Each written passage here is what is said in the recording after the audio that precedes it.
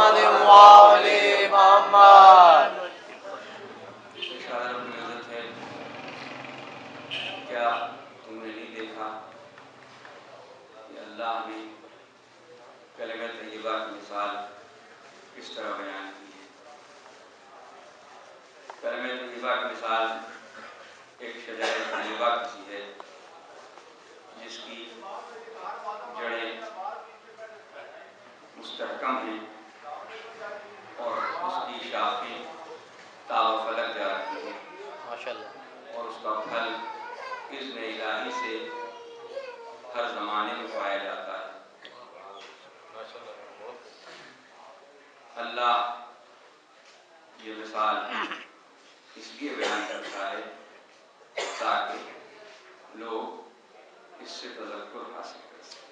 ضرور پڑھیں محمد اللہم صلی علی محمد وآل محمد۔ مجھے برا احساس ہے کہ وقت زیادہ ہو چکا ہے اور آپ مختلف مجالس میں مصروف ہو کے یہاں تشریف لائیں۔ زیادہ دیر نہیں دوں گا، آپ لوگ پر توجہ کے ساتھ ضرور پڑھیں۔ اللہم صلی علی محمد وآل محمد۔ اللہ نے جس کلمہ طیبہ کی تفصیل بیان کی ہے اور اس کی مثال میں ایک ایسے درخت کی مثال دی کہ جس کو تلاش کیا جائے تو کہیں نہیں مل سکتا۔ آپ پوری جغرافی کی جتنی سائٹیں ہیں سب تلاش کر لیجیے، کہیں نہیں ملے گا سبحان اللہ، کوئی ایسا شجر ہے ماشاءاللہ، کہ جس کی جڑیں ثابت ہیں اور شاخیں تا و فلک جا رہی ہیں اور اس کا پھل سدا بہار ہے، وہ ہر موسم میں ملتا ہے، ہر زمانے میں ملتا ہے۔ یہ مثال دے کے اللہ نے سوچنے پہ مجبور کر دیا ہے کہ تم سوچو کہ جس کلمے کی مثال میں اس شجر سے دے رہا ہوں اس کلمے کی اہمیت کیا ہے۔ ماشاءاللہ، سبحان اللہ۔ ہم تو سطحی اعتبار سے کلمہ سمجھتے ہیں کہ بس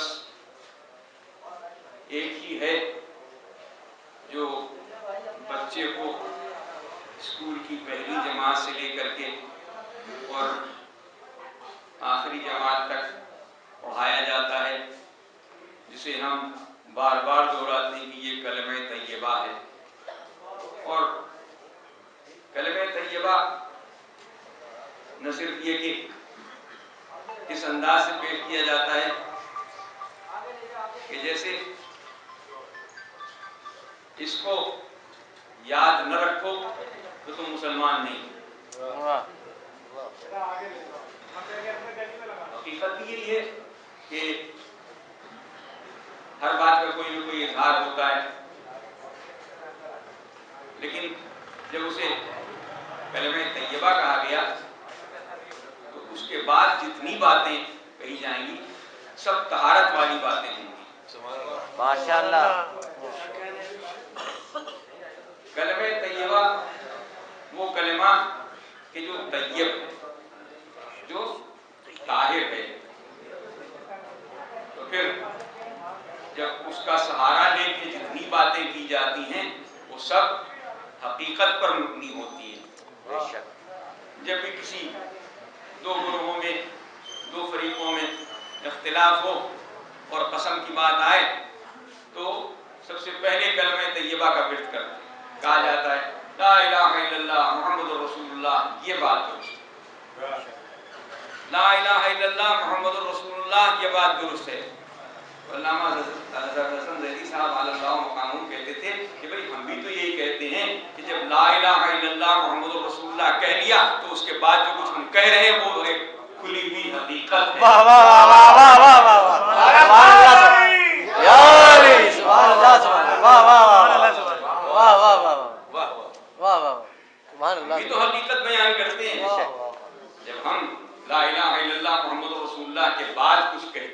آپ کو نہ جانے کیوں اعتراض ہے؟ ہم تو حقیقت بیان کر رہے ہیں، اس طریقے سے آپ کسی حقیقت کو بیان کرنے کے لیے لا الہ الا اللہ محمد رسول اللہ کہہ کے اس بات کو بیان کرتے ہیں، ہم بھی اسی طریقے سے علی ولی اللہ کہہ کے اس بات کا اعلان کرتے ہیں کہ اس سے بڑی حقیقت کوئی اور ہو ہی نہیں سکتی۔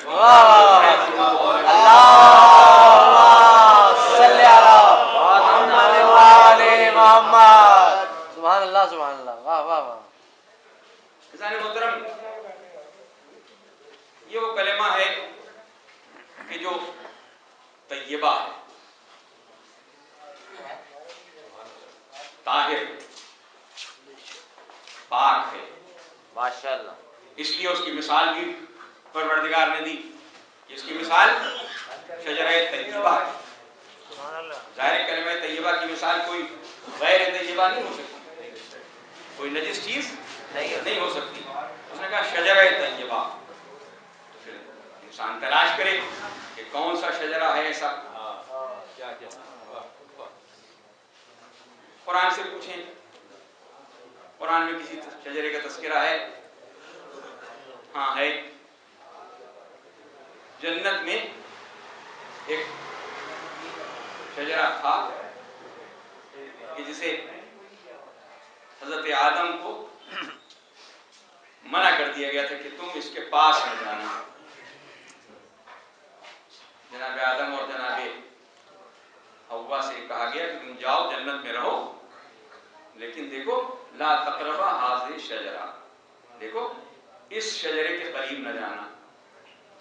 اب تفاسیر کرنے والے اور تفصیلیں اور روایتیں بیان کرنے والے اور اسرائیلیات سے استفادہ کرنے والے اپنے اپنے انداز سے اس کی توضیحیں بیان کرتے ہیں۔ کوئی کہتا ہے سیب کا پودا تھا، کوئی کہتا ہے گندم کا پودا تھا۔ اللہ جانے کیسا پودا تھا کہ جو شجرہ ممنوعہ تھا۔ ظاہر ہے کہ جنت تو وہ جگہ ہے کہ جس کے بارے میں ہمیں بتایا گیا ہے کہ وہاں جو خواہش اس کی ہوگی وہ اس کی پوری ہو جائے گی۔ جو کھانا چاہے گا وہ کھا لے گا، جو پینا چاہے گا وہ پی لے گا، وہاں پابندی کا کوئی اطلاق نہیں ہے۔ لیکن جناب آدم اور جناب حوا پر پابندی لگی ہوئی ہے کہ وہ اس شجرے کے پاس نہ جائیں۔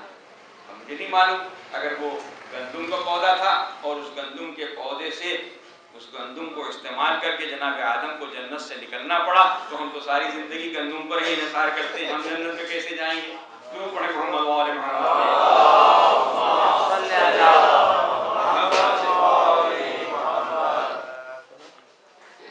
محترم، میں آپ حضرات کی فکری زحمت کو تمام کرنے کی کوشش کروں کہ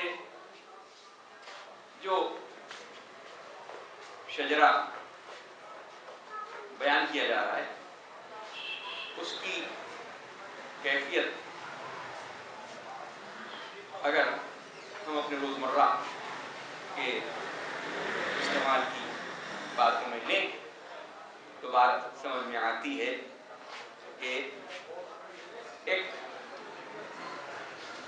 ہر اچھے خاندان میں ایک کاغذ سنبھال کے رکھا جاتا ہے۔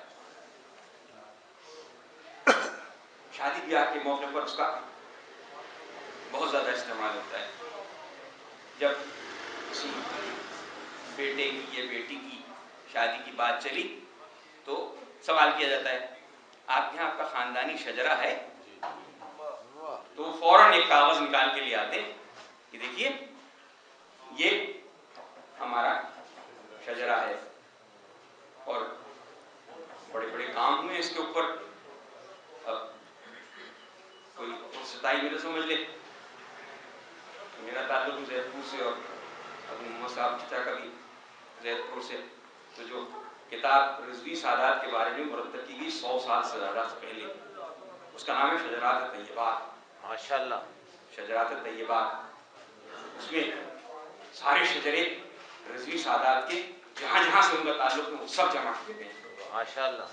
جناب فروخ صاحب یہ کوئی انہوں نے آج سے 100 سال سے زیادہ عرصہ قبل اس کو مرتب کیا تھا۔ اور ہندوستان میں جتنی رضوی سادات کی شاخیں ہیں سب زید پور سے ملتی ہیں۔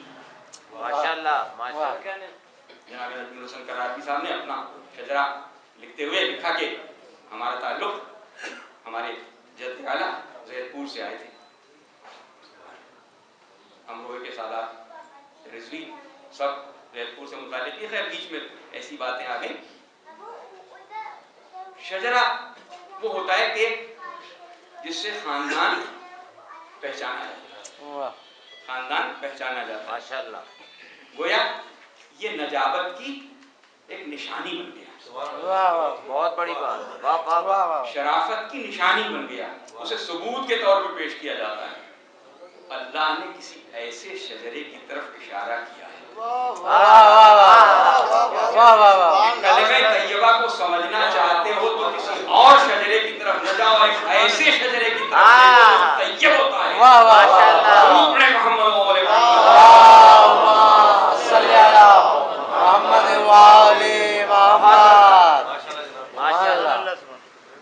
ایسا شجرہ جس کے بارے میں جبریل امین پکار اٹھے اور خود پیغمبر کون نے ارشاد فرمایا کہ جبریل امین نے مجھ سے بیان کیا کہ میں نے شرق و غرب میں نگاہ ڈالی, نہ بنی ہاشم سے بہتر کوئی شجرہ ملا, نہ پیغمبر سے زیادہ کوئی اعلیٰ ہستی ملی. بڑے محمد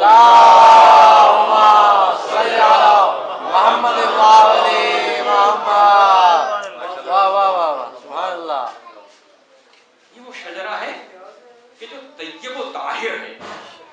دنیا جتنی بھی شجرے کی قسمیں پیش کرے اس جیسی طہارت نہیں مل سکتی.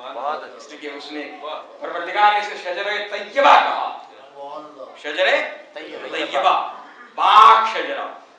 اب اس میں کوئی اگر غیر طیب داخل ہونے کی کوشش کرے ہو نہیں سکتا. اس لیے اس نے جمع کر کے ایک چادر کے نیچے ان طیب و طاہر افراد کو جمع کر دیا کہ جبریل امین اجازت لے کے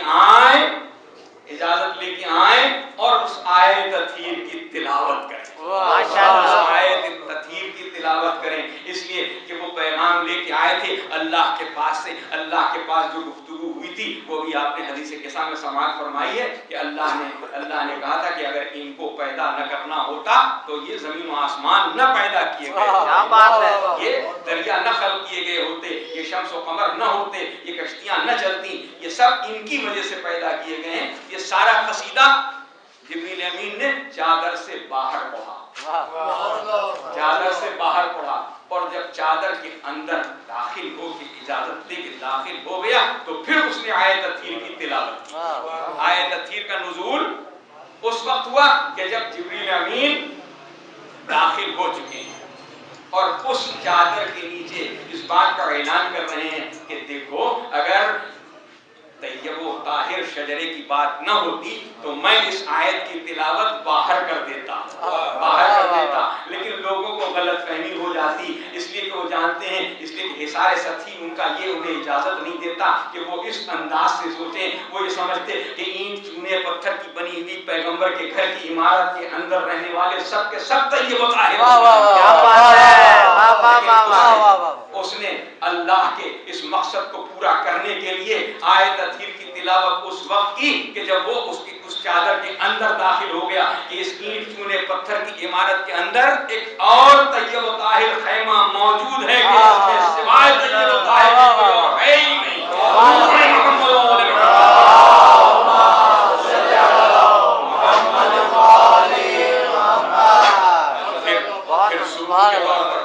ثبوت کے طور پر جناب ام سلمہ جیسی بی بی, جناب ام سلمہ جیسی نیک بی بی, وہ چادر کے قریب آ کے پوچھیں یا رسول اللہ کیا مجھے بھی اجازت ہے, کیا مجھے بھی اجازت ہے؟ تو اللہ کے رسول کا جواب انک علی الخیر, تم نیکی پر ہو لیکن چادر میں آنے کے لائق نہیں, چادر میں آنے کے لائق نہیں. اس لیے کہ یہ شجرہ طیبہ ہے, یہ شجرہ طیبہ ہے جو اس چادر کے نیچے جمع ہے. اس میں سے ہر ایک ایسی طہارت لے کے آیا ہے کہ اس میں کوئی نجاست آ ہی نہیں سکتی. اور اسی لیے اللہ نے کہا کہ ہم نے ان کے ساتھ ان سے نجاست کو اس طرح سے دور کر دیا ہے اور طہارت کو اس طرح سے ان کے ساتھ کر دیا ہے کہ جو طہارت کا حق ہے. اس لیے اللہ نے یہ بیان کر کے اس بات کو, اس فکر کو واضح کیا کہ دیکھو جو ان کے ساتھ ہوگا وہ طیب و طاہر سے منسوب ہو جائے گا.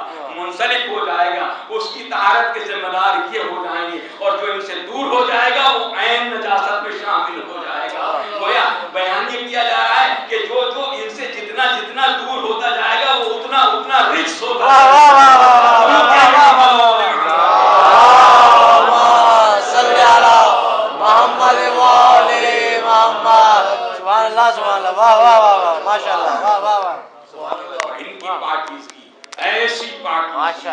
ایسی پاکیزگی ہے کہ جس کے بارے میں امت مسلمہ نہ جانے کس غلط فہمی میں ہے کہ وہ یہ تلاش کرنے کی کوشش کرتی ہے کہ پیغمبر کے ابوجہل کا مذہب کیا تھا، پیغمبر کونین کے ابوجہل کا مذہب کیا تھا۔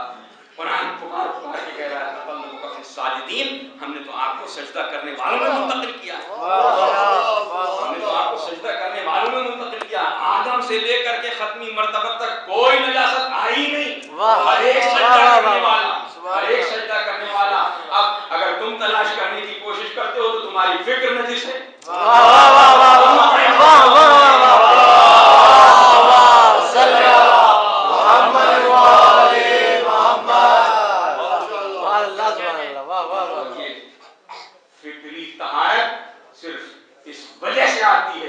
اس وجہ سے آتی ہے کہ تمہارا قلب اگر پاکیزہ ہو تو یہ فکری طہارت تمہارے پاس آ سکتی ہے۔ اس لیے یہ کسی ظرف نجس میں نہیں آتی، ظرف نجس میں نہیں آتی۔ ولائے آل محمد ہمیشہ اس ظرف کو تلاش کرتی ہے جو پاکیزہ ہو، جو پاکیزہ ہو۔ اس لیے میں اکثر یہ عرض کیا کرتا ہوں کہ یہ جو لوگ کہتے تھے نا کہ سنی کے گھر میں پیدا ہوا تو سنی ہے، شیعہ کے گھر میں پیدا ہوا تو شیعہ ہے، ہندو کے گھر میں پیدا ہوا تو ہندو ہے، مسلمان کے گھر میں پیدا ہوا تو ہندو ہے، مسلمان ہے، یہ باتیں اپنے طور سے آپ کو پسند ہوں گی، لیکن ہم اس کی حقیقت جانتے ہیں کہ یہ حادثہ ولادت کا نتیجہ نہیں ہے۔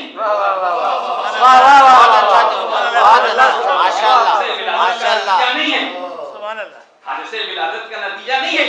اگر حادثہ ولادت کا نتیجہ ہوتا تو بات کچھ اور ہوتی۔ یہ بات دراصل یہ ہے کہ روز الست، ابھی آپ نے پڑھا تھا کہ روز الست جب پکارا گیا، جب پوچھا گیا تو جس نے گواہی دی وہ اس دن طے ہو گیا کہ یہ مومن ہوگا، اس کی طہارت کی گواہی اسی دن دے دی گئی۔ اب وہ چاہے جہاں پیدا ہو، چاہے جہاں پیدا ہو، جس کے گھر میں پیدا ہو، وہ ہوگا مومن، اس لیے کہ اس نے گواہی دے دی تھی۔ گواہی نہ دی تو پھر چاہے شیعہ کے گھر میں پیدا ہو چاہے سنی کے گھر میں پیدا ہوگا وہ وہی جو اسے ہونا ہے، اس لیے گواہی اس نے نہیں دی تھی۔ سبحان اللہ سبحان اللہ۔ ابھی بات میں کسی دلیل کے بغیر نہیں عرض کر رہا ہوں، یہ بات جو میں عرض کر رہا ہوں بغیر دلیل کے نہیں عرض کر رہا ہوں کہ یہ کہہ دیا جائے کہ ممبر پہ بیٹھتے ہیں تو نہ جانے کیا کیا کہہ دیتے ہیں اپنے انداز سے۔ نہیں، آپ کے سامنے تاریخی ثبوت مہیا ہے کہ جنگ صفین ہو رہی ہے، مولا قتال کر رہے ہیں، ہر طرف پشتوں کے پشتے لگ رہے ہیں، مالک اشتر بھی جنگ کر رہے ہیں، ایک محاذ مالک نے سنبھالا ہوا ہے، ایک محاذ مولا نے سنبھالا ہوا ہے، مالک بھی جنگ کرتے جاتے ہیں اور مولا کی تکبیریں گنتے جا رہے ہیں۔ ایک مرتبہ آمنا سامنا ہوا، مولا بس تھوڑی سی دیر اور ہے، مولا بس تھوڑی سی دیر اور ہے، کیا تھوڑی سی دیر اور ہے مولا، اگر 2-4 اور گرا دوں تو بس میں آپ کے برابر ہو جاؤں۔ مولا نے کہا مالک تجدید ایمان کرو، مالک تجدید ایمان کرو۔ مولا کیا غلطی ہو گئی؟ کہا تم گاجر مولی کی طرح کاٹتے چلے کی تلوار کبھی اس پر چلتی نہیں جس کی نسلوں میں کوئی مومن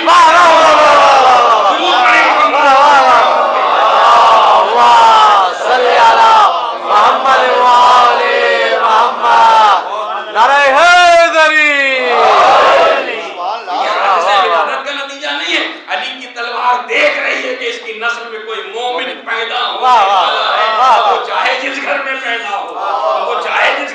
ہو، اس لیے کہ اس نے روز الست اس بات کا ارادہ کر لیا تھا، اس بات کا وعدہ کر لیا تھا کہ وہ اقرار کرے گا جہاں اللہ کا کلمہ پڑھے گا، رسول کا کلمہ پڑھے گا اور ولایت کا کلمہ پڑھے گا۔ درود پڑھیں محمد صلی اللہ علیہ وسلم۔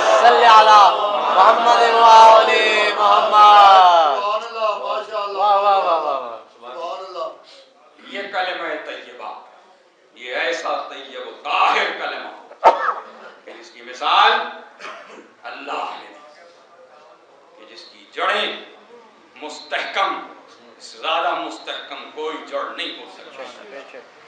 اللہ نے اسے اس طرح سے مستحکم کیا، اس شجرے کو اس طرح سے مستحکم کیا کہ اس کی جڑ اتنی مستحکم ہو گئی کہ اللہ کو اس کی مثال دینی پڑی. یہ جڑ اتنی مستحکم ہے اور پھر اس کی شاخیں اتنی بلند کہ وہ آسمان تک جا رہی، اور اس کے پھل سدا بہار ہر زمانے میں پائے جانے والے. کوئی درخت کوئی پھل ایسا ہے، اب بہت ایگریکلچر نے ترقی کر لی ہے کہ کچھ پھل ایسے ہوتے ہیں کہ جو سردی میں بھی مل جاتے ہیں، گرمی میں بھی مل جاتے ہیں، لیکن اکثر دیکھا بھی گیا کہ سردی میں ملے گرمی میں غائب ہو گئے، گرمی میں ملے سردی میں غائب ہو گئے. وہی پھل جو پچھلے سال سردی گرمی دونوں میں ملا تھا، اس سال نہ سردی میں ہے نہ گرمی میں ہے. تو ہر زمانے میں تو نہیں، ہر موسم میں نہیں. اللہ کہہ رہا ہے کہ وہ پھل ایسے ہیں کہ جو سدا بہار ہیں. لہذا اب اگر کوئی ایسی مثال ملے کہ جس کے بارے میں یہ کہا جائے کہ ہاں انتباہ اس کے ساتھ ہوتا ہے، تو پیغمبر کونین کی ایک حدیث ملتی ہے. واہ ماشاء اللہ. ایک حدیث ملتی ہے، خلقنی علی من شجرۃ واحدہ. واہ مجھے اور علی کو ایک شجر سے واہ واہ واہ واہ. سبحان اللہ. انا اصلها، میں اس کی جڑ ہوں. علی فرعها، علی فرعها، فاطمہ لقاها، والحسن والحسین اسمارها. کہ میں اس شجر کی، میں اور علی ایک شجر سے پیدا کیے گئے ہیں. میں اس کی جڑ ہوں، میں اس کی اصل ہوں، اور علی اس کی شاخیں ہیں، اور فاطمہ اس کا تنا ہے، اور حسن و حسین اس کے پھل ہیں. حضرات محترم، اتنی مستحکم حدیث، اتنی مستحکم حدیث اس آیت کی تفسیر کر رہی ہے کہ ہاں پیغمبر کونین کی ذات اقدس وہ اصل محکم ہے، اور علی جس کو اللہ علی قرار دے رہا ہے، اس کی شاخیں تابہ فلک جا رہی ہیں. فاطمہ ان کے درمیان واسطہ بنی ہوئی ہیں، اور حسن و حسین اس کے پھل ہیں. حسن و حسین پھل ہونا بتا رہا ہے کہ یہ وہ نسل ہے کہ جس کا پھل ہر زمانے میں پایا جائے گا. ایک لمحہ بھی ان کے وجود سے خالی نہیں ہے. درود پڑھیں محمد و آل محمد. اللہم صلی علی محمد وآل محمد. سبحان اللہ سبحان اللہ. امام سے کسی نے پوچھا تھا کہ رسول اللہ کیا بعد ختمی مرتبہ کسی ہادی کی ضرورت باقی رہ جاتی ہے؟ بعد ختمی مرتبہ کسی ہادی کی ضرورت باقی رہ جاتی ہے؟ تو آپ نے ارشاد فرمایا کیا اللہ نے زمین سے رشتہ منقطع کر لیا ہے؟ کیا اللہ نے زمین سے رشتہ منقطع کر لیا ہے؟ جب تک اللہ کا اس زمین سے رشتہ باقی ہے اس وقت تک وجود حجت باقی ہے، ہدایت کرنے والے کا وجود باقی ہے. اور سن، اگر ایک لمحے کے لیے بھی یہ زمین حجت خدا کے وجود سے خالی ہو جائے تو زمین میں اپنے مکینوں کے بھسم ہو جائے، ختم ہو جائے. درود پڑھیں محمد و آل محمد. صلی علی محمد وآل محمد. سبحان اللہ ماشاء اللہ. اللہ نے اس کلمہ طیبہ کی مثال دی اور انہیں ایسی طہارت کا منبع قرار دیا کہ جو ان سے منسوب ہو جائے، جو ان سے منسلک ہو جائے، چاہے وہ ایک لمحے کے لیے ہی کیوں نہ ہو، چاہے ایک ساعت کے لیے ہی کیوں نہ ہو، چاہے وہ پھر بن کے آ جائے، ان کے قدموں میں آ جائے، بس یہ ضروری ہے کہ اس شجرہ طیبہ سے اپنے آپ کو مربوط رکھا جائے. شجرہ طیبہ سے اپنے آپ کو مربوط رکھا جائے کہ ہاں واقعی وہ شجرہ طیبہ وہ ہے کہ جس کے ساتھ منسوب ہونے میں ہی نجات ہے، کہیں اور کسی طریقے کی نجات ممکن نہیں ہے. دنیا بھٹکتی پھر رہی ہے تلاش میں کہ ہاں ہم اس موقف کو پالیں کہ جس کے ذریعے سے ہم نجات یافتہ ہو جائیں. اعلان کرتے ہیں اپنے اپنے طور سے کہ ہم نجات یافتہ ہیں اس لیے کہ ہم نے ان کا سہارا لیا ہے، ہم نے ان کا سہارا لیا ہے. جن کا سہارا لیے ہوئے ان کے سہاروں کو ڈھونڈ کے جب تلاش کیا جاتا ہے تو ان سے کوئی قول نظر نہیں آتا کہ کسی نے ایسا کہا ہو کہ تم ہمیں ہر وقت اپنا معین پاؤ گے. کوئی ایسا کوئی جن کو دنیا میں ولی بنائے ہوئے ہوتے ہیں, جن کو دنیا میں مرشد بنائے ہوئے ہوتے ہیں, وہ دنیا میں ان کے کام آتے رہتے ہیں. ان کے لیے کہا مرشد نے دعا کی ہے اس لیے قبول ہو گئی ہے, مرشد نے کام بنا دیا ہے. مرشد سے کبھی یہ سنا ہے کہ انہوں نے کہا ہو کہ ہم صراط پر تمہارے پاس موجود ہوں گے؟ کسی مرشد نے کہا ہو ہم میزان میں تمہارے پاس قریب ہوں گے, تمہارے نزدیک ہوں گے؟ کسی نے کہا ہو کہ ہم عالم انتظار میں تمہارے پاس موجود ہوں گے؟ سوائے ان ذوات مقدسہ کے کوئی اور موجود نہیں ہے کہ جس نے کہا ہو کہ ہم ہر لحظہ تمہاری مدد کے لیے تیار ہیں. بس شرط یہ ہے کہ تم ہمارے بن جاؤ, شرط یہ ہے کہ تم ہمارے بن جاؤ. مجھے معاف فرمائیے گا اس لیے کہ یہ جملہ بڑا کٹھن جملہ ہے کہ جو ممبر سے بیان کرنا ہوتا ہے کہ ہاں علی والا کہلانا تو بہت آسان ہے, کہلانا تو بہت آسان ہے, لیکن علی والا بننا بڑا مشکل ہے. علی والا بننا بڑا مشکل ہے. بات ہماری یہ نہیں ہے کہ ہم کہیں کہ ہم علی والے ہیں, جب علی کہیں کہ تم علی والے ہو, علی کہیں کہ تم علی والے ہو, اور اس کے لیے کچھ اور نہیں چاہیے. بس یہ پیش نگاہ ہو کہ جو بات علی کو پسند ہے وہ ہمیں پسند ہو, جو بات علی کو ناپسند ہے وہ ہمیں ناپسند ہو. چاہے دنیا ہمیں کچھ کہتی رہے, چاہے معاشرہ ہمیں ٹھکراتا رہے, چاہے معاشرہ ہمیں فراموش کرتا رہے, لیکن ہمارے پیش نگاہ صرف ایک بات ہونی چاہیے کہ اگر ہم علی والے ہیں تو پھر ہم کو علی کی پسند اور ناپسند کا خیال رکھنا ہوگا. اس لیے کہ علی کی فرما برداری ہی تمہیں علی والا بنا سکتی ہے.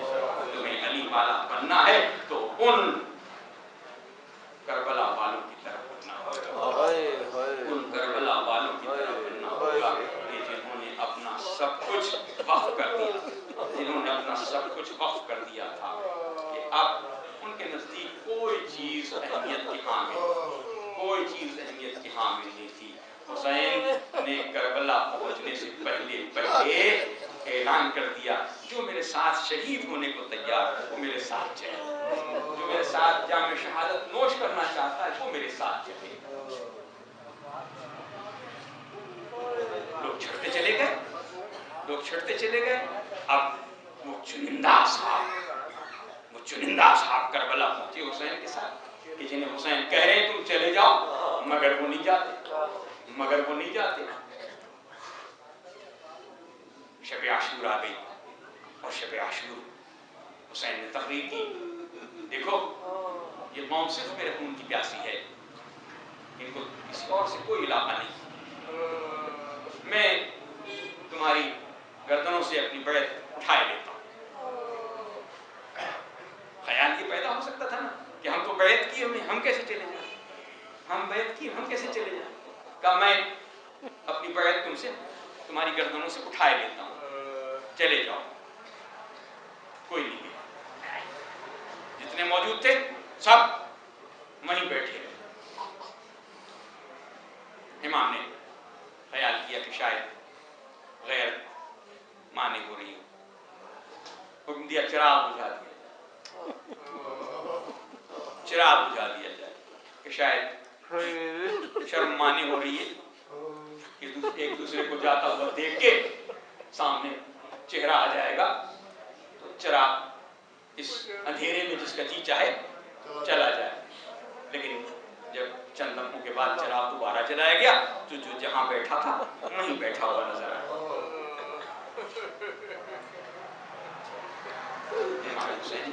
امام حسین نے دنیا کو بتایا دیکھو یہ بیعت کی وجہ سے نہیں بیٹھے تھے, دیکھو یہ بیعت کی وجہ سے نہیں بیٹھے تھے, یہ شرم کی وجہ سے نہیں بیٹھے تھے. اب امام نے آخری جملہ استعمال کیا, سنو اگر تمہیں یہ خیال ہو کہ تمہارے مرتبہ جنت میں کوئی فرق آ جائے گا تو میں تم سے وعدہ کرتا ہوں کہ اگر تم چلے جاؤ گے تو تمہارے جنت کے مرتبے میں کوئی فرق نہ آنے دوں گا. کون کہہ رہا ہے یہ؟ حسین کہہ رہے ہیں, سیدہ شباب اہل الجنہ. فرق حسین کہہ رہے ہیں میں تمہارے جنت کے مرتبے میں کوئی فرق نہیں آنے دوں گا.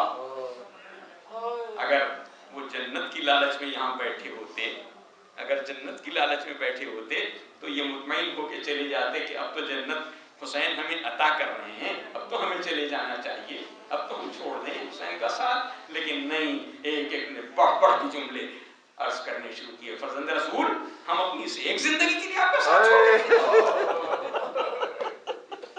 اے مولا، ہم آپ کا ساتھ چھوڑ کے چلے جائیں. کسی نے کہا اے مولا، اگر زندگی ہمیشہ کے لیے ہوتی، زندگی ہمیشہ کے لیے ہوتی تو بھی ہم آپ کا ساتھ نہ چھوڑتے، ہم آپ کا ساتھ نہ چھوڑتے. اگر ہمیں مارا جائے اور مار کے پھر جلایا جائے اور پھر مارا جائے اور پھر جلایا جائے تو ہر مرتبہ آپ کے قدموں پر سے نثار ہونے کو ترجیح دیں گے.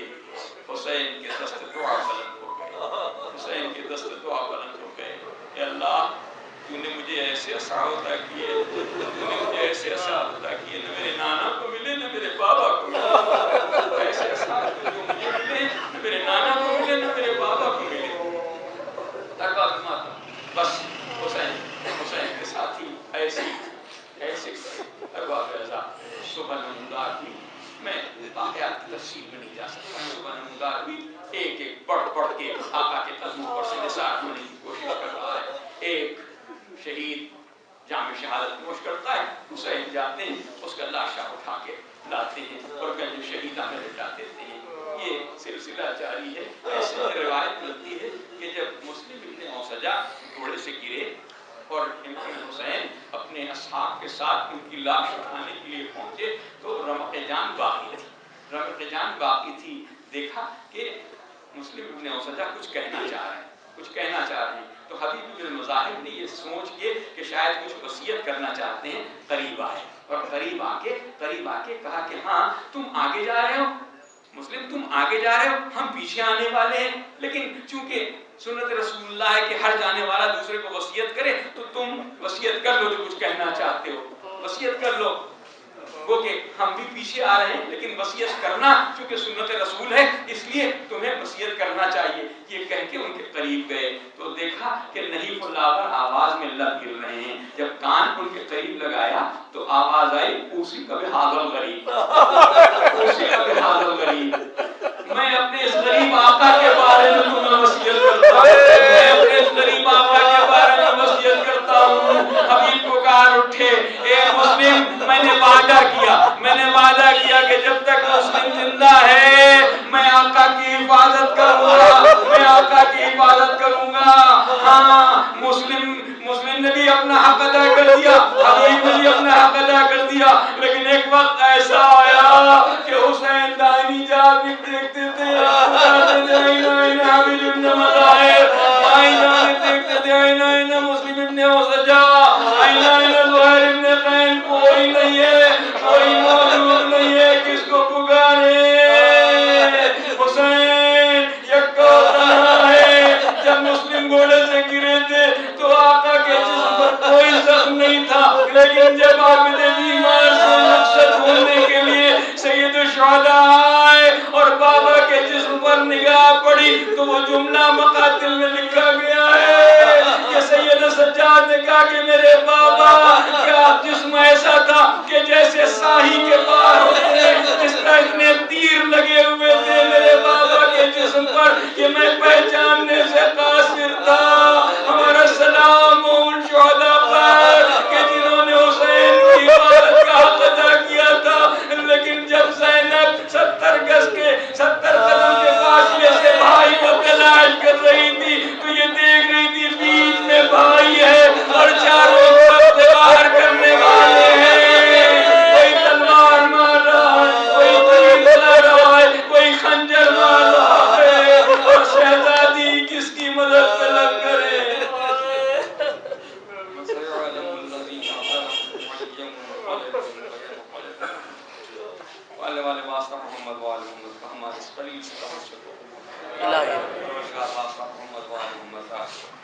اس مجلس کی بنا کرنے والوں کو اجر عظیم عطا فرمائے، تمام مرحومین کو اس کے ثواب کا پروردگار حاضرین مجلس زبانیہ کو اس کے دلی مقاصد پورے جتنے بیمار ہیں سب کو شفا، جو پریشان حال ہیں پریشانی، بے روزگار ہیں روزگار کا، روزگار صاحبان دفتر ہوں کو فصل، مخلوق ان کے فصل ناصر ان کو رہائی سامنے عاشور راہ منڈی کے جو اسیر یا جو مقدمات میں مومنین ملوث ہیں پروردگار ہم سب کو آزاد